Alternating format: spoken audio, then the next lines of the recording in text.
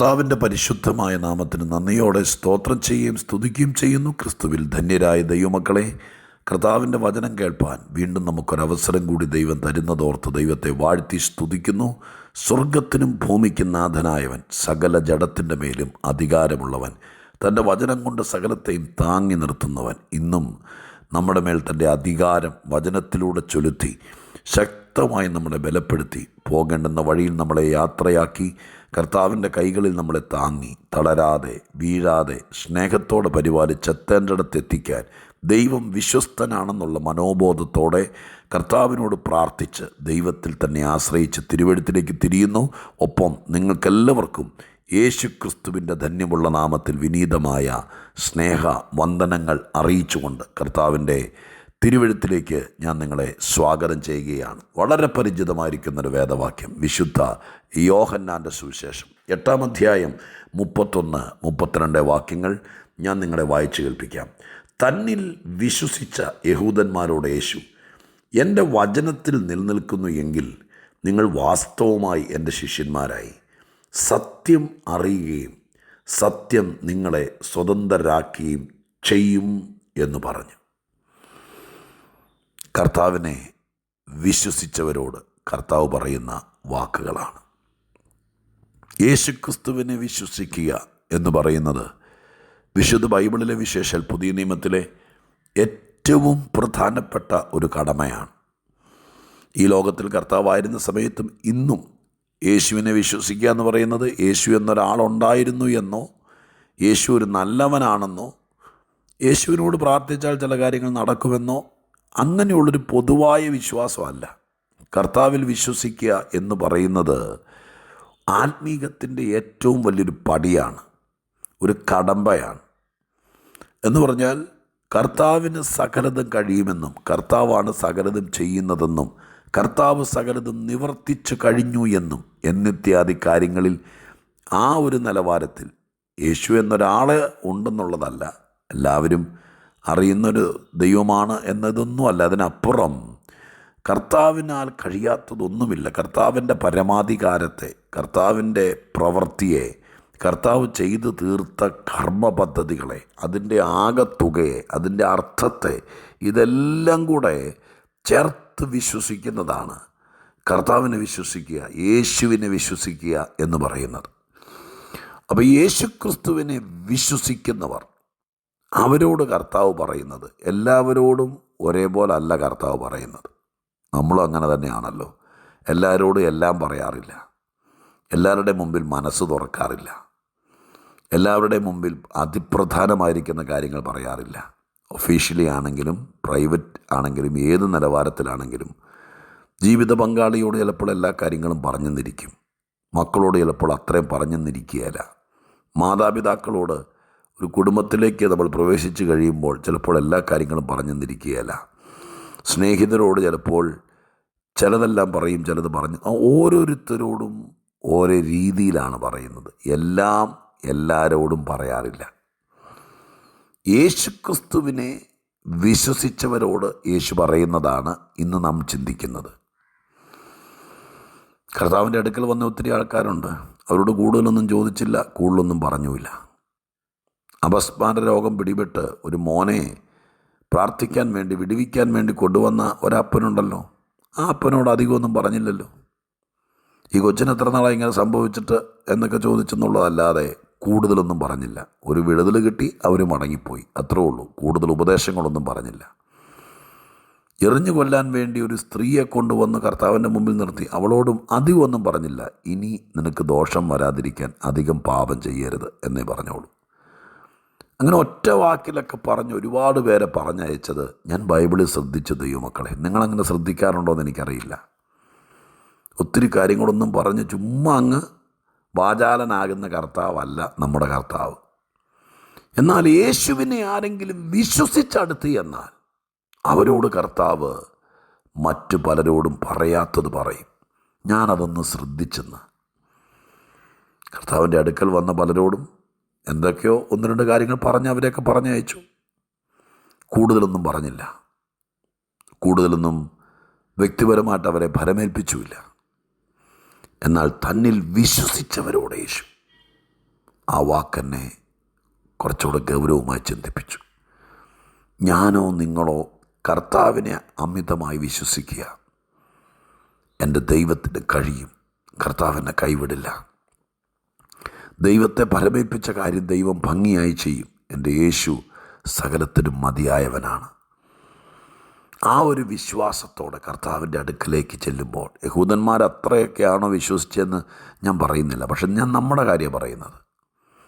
നമ്മൾ യേശുവിനെ വിശ്വസിച്ച് കഴിയുമ്പോൾ യേശു നമ്മളോട് ഒരുപാട് കാര്യങ്ങൾ പറയും. ഇവിടെ വിശ്വസിച്ചവരോട് പറയുകയാണ് ആ വാക്ക്. തന്നെ വിശ്വസിച്ചവരോട്, എൻ്റെ വചനത്തിൽ നിലനിൽക്കുന്നുവെങ്കിൽ അതൊരടുത്ത ചവിട്ടുപടിയാണ്. യേശുവിനെ വിശ്വസിച്ചു അങ്ങ് പോവുകയല്ല, വിശ്വസിച്ച് കഴിഞ്ഞപ്പോൾ അടുത്ത ഒരു ഉയർന്ന തലം പറയുകയാണ്. ഇനി നിങ്ങൾ എന്ത് ചെയ്യണം? എൻ്റെ വചനത്തിൽ നിലനിൽക്കണം. ഇതെല്ലാം ആത്മീകമായിട്ടൊരു കടമ്പകളാണ്. ഇപ്പം എൻ്റെ വചനത്തിൽ നിലനിൽക്കണം. അങ്ങനെയാണെങ്കിൽ നിങ്ങൾക്ക് എൻ്റെ ശിഷ്യന്മാരാകാം. ഇത് ഒരു പോളിസിയാണ്, ഒരു പദ്ധതിയാണ്, ഒരു നടപടിയാണ്. വിശ്വസിച്ചതുകൊണ്ട് യേശു പറഞ്ഞു, ഇനി നിങ്ങൾക്ക് ആരാകാം? എൻ്റെ ശിഷ്യരാകാം. അടുത്ത വാക്ക്, സത്യം നിങ്ങൾ അറിയും. ആര്? വിശ്വസിച്ചവൻ സത്യമറിയും. യേശുവിനെ വിശ്വസിച്ചവൻ ലോകത്തിൽ മറ്റാരും അറിയാത്ത പല കാര്യങ്ങളും അറിയും. കർത്താവിനെ വിശ്വസിക്കുന്നവൻ, അവൻ പല പരമാർത്ഥതയും, സത്യം, ശരിക്കുമുള്ള വഴി, ശരിക്കുമുള്ള കാര്യം, അതാണല്ലോ സത്യം, അതറിയും. വിശ്വസിക്കുന്നതൊരു സാധ്യതയാണ്. വിശ്വസിക്കുന്നവരോട് പറയുകയാണ്, നിങ്ങൾക്ക് ഭയങ്കര സാധ്യത മുമ്പിൽ വന്നിരിക്കുന്നു. എന്തുവാ അത്? നിങ്ങൾക്ക് വചനത്തിൽ നിലനിൽക്കാനുള്ള സാധ്യത വന്നിരിക്കുന്നു. നിങ്ങൾക്ക് ശിഷ്യനാകാനുള്ള സാധ്യത വന്നിരിക്കുന്നു. 3, നിങ്ങൾ സത്യമറിയാനുള്ള സാധ്യത വന്നിരിക്കുന്നു. 4, ആ സത്യം നിങ്ങൾ അറിഞ്ഞാൽ നിങ്ങൾ സ്വതന്ത്രരാകും. അപ്പോൾ സ്വതന്ത്രരാകാനുള്ള സാധ്യത വന്നിരിക്കുന്നു. യേശുവിനെ വിശ്വസിക്കാതെ അപ്പം തിന്നാൻ വന്നിരുന്നെങ്കിൽ അവരോടിത് പറയില്ലായിരുന്നു. പിന്നെ ആർക്കാണ് ഈ പറയപ്പെട്ടതിൻ്റെ അവകാശം? യേശുവിൽ വിശ്വസിക്കുന്നവർക്ക്. പ്രിയമുള്ളവരെ, യേശുവിൽ വിശ്വസിക്കുന്നത് അപ്പോഴത്തെ ഒരു കാര്യം നടക്കാനല്ല, അതൊരു സാധ്യതയാണ്. അവർക്ക് ലഭിക്കാൻ പോകുന്ന, മറ്റാർക്കും ലഭിക്കാത്ത, ലോകത്തിലാർക്കും കിട്ടാത്ത, അവർക്കാർക്കും ബോധ്യമാകാത്ത ഒട്ടനവധി കാര്യങ്ങളെ സർവശക്തനായ ദൈവം യേശുവിൽ വിശ്വസിക്കുന്നവർക്ക് കരുതി വച്ചിട്ടുണ്ട്. അവൾ പറയുന്നു, വിശ്വസിച്ചവർ. എന്തോരം വാക്യങ്ങളാണെന്നറിയാം. കർത്താവിനെ വിശ്വസിച്ചാൽ സംഭവിക്കാൻ പോകുന്ന ഒത്തിരി കാര്യങ്ങളെക്കുറിച്ച് രാവിലെ എനിക്കിത് റെക്കോർഡ് ചെയ്ത് നിങ്ങൾക്ക് അയക്കണമല്ലോ. അതുകൊണ്ട് ഞാൻ ഒത്തിരി ഇരുത്തി ചിന്തിക്കാൻ പറ്റിയില്ല. എങ്കിലും ഞാൻ ആ വിഷയം ഒന്ന് പഠിക്കണമെന്നെൻ്റെ മനസ്സിനകത്ത് ദൈവാത്മാവ് പ്രേരണ തന്നു. ഏതെങ്കിലും മീഡിയയിലൂടെ ആ കാര്യം ഒരു പ്രസംഗമായിട്ട് പറയണമെന്നും മനസ്സിലൂടെ ഒത്തിരി വാക്യങ്ങൾ ഓടിക്കയറി. യേശുവിൽ വിശ്വസിച്ചാൽ മറ്റാർക്കും കിട്ടാത്ത സാധ്യത വരികയാണ്. എന്നെ കേൾക്കുന്ന പ്രിയപ്പെട്ടവരെ, ഞാൻ ഒരു സാധ്യതയുള്ളവനായി തീർന്നു. നിങ്ങളതൊന്ന് പറഞ്ഞു നോക്കി. ഈ ഭൂമിയിൽ വന്നിട്ട് ഒരു സാധ്യതയുമില്ലാതെ ജീവിച്ചു എന്നത് സത്യമാണ്. പക്ഷേ കർത്താവ് പറഞ്ഞ വാക്കനുസരിച്ച് യാതൊരു സാധ്യതയുമില്ലാത്തൊരു ജന്മമായി അവസാനിച്ചവർ ഒരുപക്ഷെ കണ്ടേക്കാം. 2 കൈയും 2 കാലും കണ്ണും മൂക്കും ആന്തരിക ബാഹ്യ അവയവങ്ങളുമായി ഒരു 75 കിലോ തൂക്കവുമായി നല്ല വസ്ത്രം ധരിച്ച് ഈ മണ്ണിലൂടെ നടക്കുന്ന എല്ലാവരും സാധ്യതയുള്ളവരാണെന്ന് വിചാരിക്കരുത്. എല്ലാ വഴി അടഞ്ഞവരുണ്ട്. ഒരു സാധ്യതയില്ലാത്തതുകൊണ്ടല്ലേ ഒരുപാട് പേർ ആത്മഹത്യ ചെയ്തത്. നമ്മളോട് പറയുന്നു, എന്നോട് ഞാൻ പറയുന്നു, എടാ നീ ഒത്തിരി സാധ്യതയുള്ളവനായി. എങ്ങനെയായി? എൻ്റെ കയ്യിലിരിക്കുന്ന സർട്ടിഫിക്കറ്റുകളോ ഞാൻ പഠിച്ചെൻ്റെ തലച്ചോറിനകത്ത് വെച്ചിരിക്കുന്ന കാര്യങ്ങളൊന്നുമല്ല, എനിക്കതില്ലല്ലോ. പിന്നെയോ, ഞാൻ യേശുക്രിസ്തുവിനെ വിശ്വസിച്ചപ്പോൾ അസാധാരണ സാധ്യത എൻ്റെ മുമ്പിൽ വന്നു. അവരോട് യേശു പറയുക, നിങ്ങൾക്ക് ശിഷ്യരാകാം. ആർക്ക് വേണം ശിഷ്യൻ?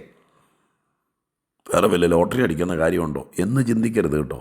ഒരു ക്രിസ്തു ശിഷ്യൻ്റെ പദവി, മഹിമ, ആ ശിഷ്യന് ലഭിക്കാൻ പോകുന്ന അപ്രമേയമായിരിക്കുന്ന കാര്യങ്ങൾ ഈ ഭൂമിയിൽ വെച്ചും വരുവാനുള്ള ലോകത്തിലും എല്ലാവർക്കും കിട്ടുന്നതല്ലല്ലോ അവർക്ക് കിട്ടുന്നത്. പിന്നെയോ, നമ്മൾ അറിയാൻ പോകുന്നത് സത്യം, എന്തോരം കാര്യങ്ങളാണ് നമ്മൾ ഈ വിശ്വസിച്ചതിന് ശേഷം അറിഞ്ഞത്. നമ്മൾ പല ക്രിസ്തീയ കുടുംബത്തിൽ ജനിച്ചവരായിരുന്നല്ലോ. 28, 40, 50 വയസ്സ് വരെയൊക്കെ നമ്മളും പള്ളിയിൽ പോയവരായിരുന്നു. പക്ഷേ യേശുവിനെ വിശ്വസിച്ചതിന് ശേഷം അറിഞ്ഞതിൻ്റെ പകുതി പോലും വിശ്വസിക്കുന്നതിനേക്കാൾ മുമ്പ് അറിഞ്ഞിരുന്നോ? ഇല്ലല്ലോ. സാധ്യതയല്ലേ ഇത്? പ്രിയരെ, യേശുവിനെ വിശ്വസിച്ചപ്പോൾ അസാധാരണ സാധ്യത മുമ്പിൽ വന്നു കേട്ടോ. നിങ്ങൾ ഒതുങ്ങിപ്പോകേണ്ടവരല്ല. നിങ്ങൾ പേടിക്കുന്നതൊന്നും നിങ്ങൾക്ക് ഭവിക്കുകയില്ല. എൻ്റെ കർത്താവിനെ വിശ്വസിച്ചു, സാധ്യതകൾ തെളിഞ്ഞു വന്നു. യായിറൂസ് എല്ലാ വഴി അടഞ്ഞു, ഞെട്ടിത്തരിച്ച് നിൽക്കുമ്പോഴാണ് പറഞ്ഞത്, വിശ്വസിക്കുക, അത് മാത്രം ചെയ്യ്. വിശ്വസിക്കുന്നവൻ്റെ മുമ്പിൽ സാധ്യതകൾ തെളിഞ്ഞു വരും. വചനം കേൾക്കാൻ, അതിൽ നിലനിൽക്കാൻ, ശിഷ്യൻ ആകാൻ, സത്യം അറിയാൻ, സ്വതന്ത്രൻ ആകാൻ ഇല്ലായിരുന്നെങ്കിൽ ഇതൊന്നും നടക്കുകയില്ലായിരുന്നു. വഴിപോക്കനോടല്ല, വല്ലപ്പോഴും കൂടിക്കാണുന്നവനോടല്ല, വിശ്വസിച്ചവരോട് പറയുന്ന വാക്കുകൾ മറ്റാരോടും പറയാത്തതാണ്. അതുകൊണ്ട് ഞാൻ നിങ്ങളോട് പറയാം, കർത്താവിനെ തന്നെ വിശ്വസിച്ചു, കർത്താവിൻ്റെ മുഴുവൻ കഴിവുകളെയും വിശ്വസിച്ചു, കർത്താവ് പറഞ്ഞതെല്ലാം വിശ്വസിച്ചു. ഭയങ്കര സാധ്യത വരും കേട്ടോ. നിങ്ങളുടെ ജീവിതത്തിൽ, നിങ്ങളുടെ കുടുംബത്തിൽ അസാധാരണമായ ആത്മീക ഭൗതിക സാധ്യതകളുടെ തുടക്കമാണ് യേശുവിൽ വിശ്വസിച്ചാൽ. ഗ്രഹിക്കാൻ പറ്റി കാണുമെന്ന് ഞാൻ വിചാരിക്കുന്നു. ഇല്ലെങ്കിൽ ഒരിക്കൽ കൂടി കേൾക്ക്. ഒന്നോടെ ഈ യോഹന്നാൻ്റെ സുവിശേഷം 8-ാം അധ്യായത്തിൽ ഈ വാക്യം തുറന്നു വെച്ച് വായിച്ച് പ്രാർത്ഥിക്ക്. അത്ഭുത സാധ്യതകളുടെ കവാടം തുറക്കുന്നു ഒരു മനുഷ്യൻ യേശുവിനെ വിശ്വസിക്കുമ്പോൾ. നമുക്കും സാധ്യതയുള്ളവരായി ജീവിക്കാം.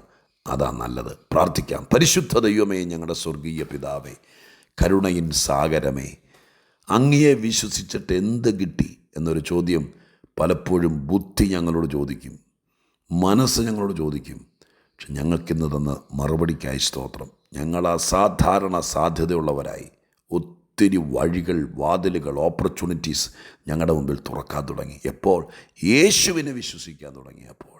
കർത്താവ് അത് ചെയ്യുന്നതിനായി സ്തോത്രം. ദൈവസന്നിധിയിൽ ഏൽപ്പിക്കുന്നു. കൃപ കൊണ്ട് നിറയ്ക്കണം, ദൈവം മാനിക്കണം, അത്ഭുത വഴി തുറക്കണമെന്ന് പ്രാർത്ഥിക്കുന്നു. തിരുപാദപീഠത്തിൽ താഴ്ത്തി ദൈവത്തെ സ്തുതിക്കുന്നപ്പാ. പ്രാർത്ഥന കേട്ടതിന് നന്ദി. അങ്ങയിൽ വിശ്വസിച്ചത് ഭാഗ്യമായി. അതിനായി സ്തോത്രം. യേശുവിൻ്റെ നാമത്തിൽ തന്നെ. ആമേൻ.